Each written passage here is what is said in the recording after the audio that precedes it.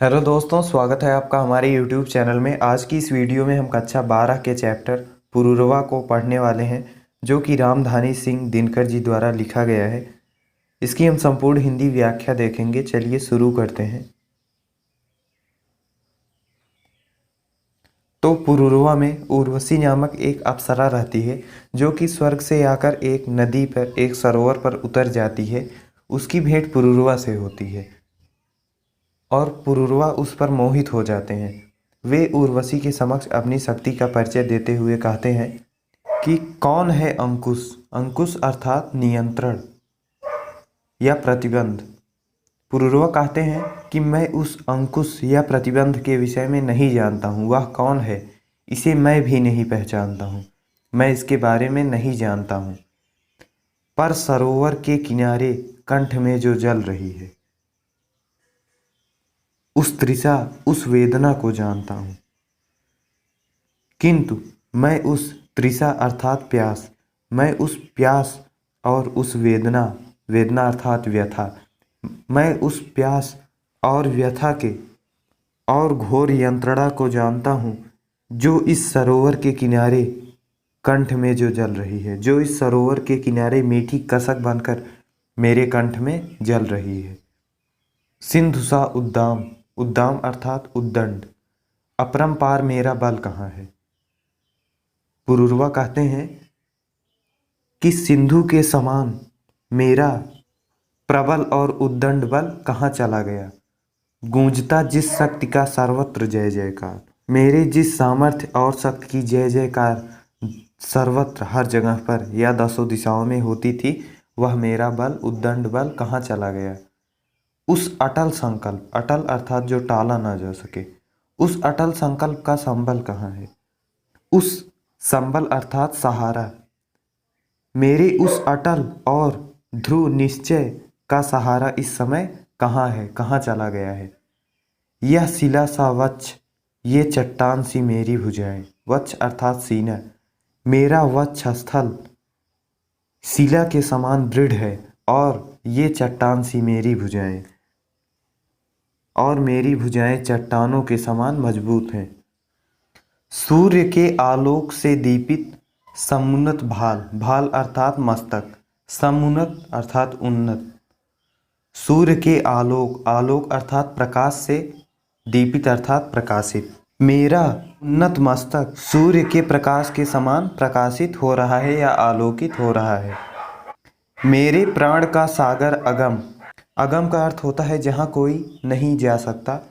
उत्ताल, उत्ताल का अर्थ है ऊंची तरंगों वाला, और उच्छल का अर्थ है उछलती तरंगों वाला। अथाह और उछलती तरंगों वाले सागर के समान है, अर्थात जिसमें ऊंची नीची लहरें उठती रहती हैं। अर्थात मेरे प्राणों की गहराई को मापना सरल नहीं है।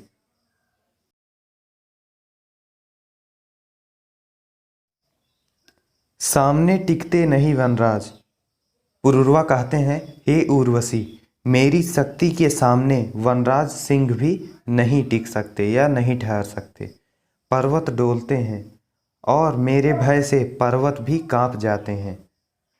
कांपता है कुंडली मारे समय का व्याल, और मेरे भय से समय रूपी सर्प, समय का व्याल अर्थात समय रूपी सर्प कुंडली मारकर कांपता रहता है। मेरी बाह में, बाह अर्थात भुजाओं में, मेरी भुजाओं में मारुत अर्थात वायु, गरुड़ और गजराज अर्थात हाथी के समान बल है। मेरी भुजाओं में वायु, गरुड़ और हाथी के समान बल है। मर्त्य, मर्त्य अर्थात जो मरणशील हो या नश्वर, नष्ट हो जाने वाला। मर्त्य मानव की विजय का तूर्य हूँ मैं। उर्वशी अपने समय का सूर्य हूँ मैं। पुरूरवा कहता है कि हे उर्वशी, मैं समय को आलोकित करने वाला सूर्य हूँ। अंधतम अर्थात अंधेरे के भाल अर्थात मस्तक पर पावक अर्थात आग जलाता हूँ।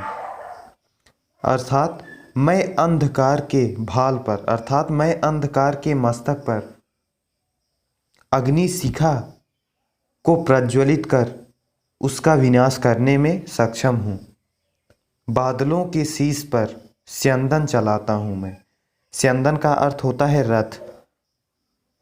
मैं बादलों के ऊपर अपना रथ चलाता हूँ, अर्थात मेरी जात सर्वत्र है और बाधा रहित है।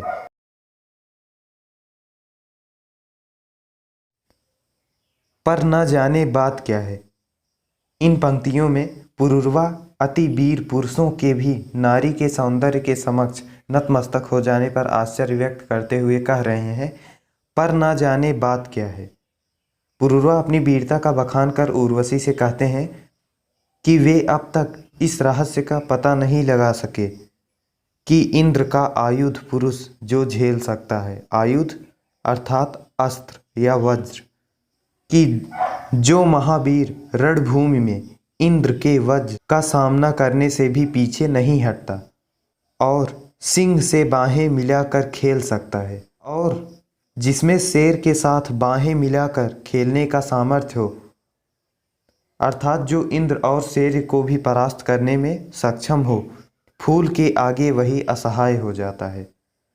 वह फूल सी कोमल नारी के सामने स्वयं को विवश क्यों हो जाता है, शक्ति के रहते हुए निरुपाय हो जाता है, और उसके पास अपार शक्ति है, फिर भी वह नारी के सामने असहाय हो जाता है। ऐसा क्यों होता है? विद्ध हो जाता है सहज बंकिम नयन के बाण से। बंकिम अर्थात तिरछे। संपूर्ण जगत को अपनी वीरता से मुग्ध कर देने वाले वीर पुरुष का सुंदर स्त्री नेत्र रूपी बाणों से, नयन के बाणों से अर्थात नेत्र रूपी बाणों से ही घायल हो जाना सचमुच आश्चर्य से परिपूर्ण है। जीत लेती रूप सी नारी उसे मुस्कान से। सुंदर की जरा सी मुस्कान पर पुरुषों का मुग्ध हो जाना और अपना सर्वस्व हार जाना विस्मय नहीं तो और क्या है। एक बार इसकी व्याख्या फिर से देख लेते हैं।